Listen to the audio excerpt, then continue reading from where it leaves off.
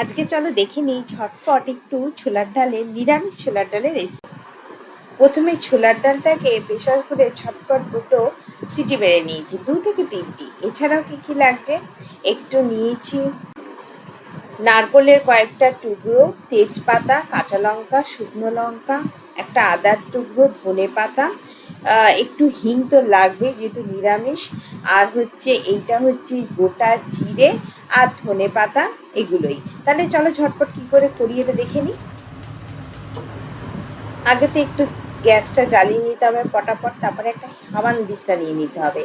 আর এই হামানদিস্তায় যত জোরে পারো একটু আদা আর একটু হিংটাকে একসাথে থেতো করে নেবে।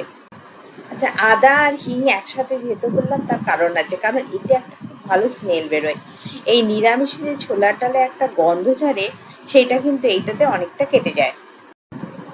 আচ্ছা, থেতো করা যতক্ষণ হচ্ছে কড়াইটাও গরম হয়ে গেছে। এবার এই গরম কড়াইয়ের মধ্যে সর্ষের তেল দেবো, কেউ ঘি দিয়েও করতে পারো, আমি সর্ষের তেল দিয়েছি। এবার এর মধ্যে দেব শুকনো লঙ্কা, তেজপাতা আর জিরে।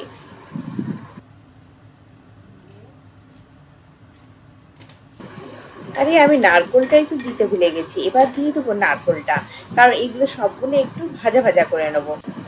এবার এর মধ্যে একটা গোটা টমেটো, এবার যাচ্ছে আদা বাটাটা, আদা আর হিং বাটাটা নাড়াচাড়া একটু করে নিতে হবে, কারণ খুব ভালোভাবে মশলাটা কষাতে হবে।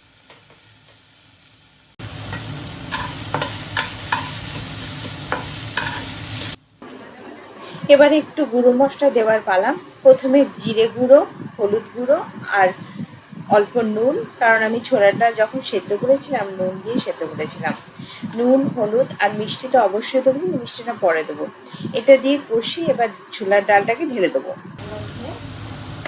ছোলার ডালটা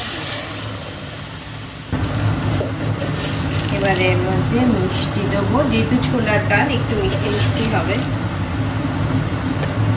আর ধনে পাতা ছড়িয়ে দিলেই আমাদের ছোলার ডাল রেডি। এবার গরম গরম পরোটা দিয়ে সার্ভ করে দেবো ছোলার ডাল।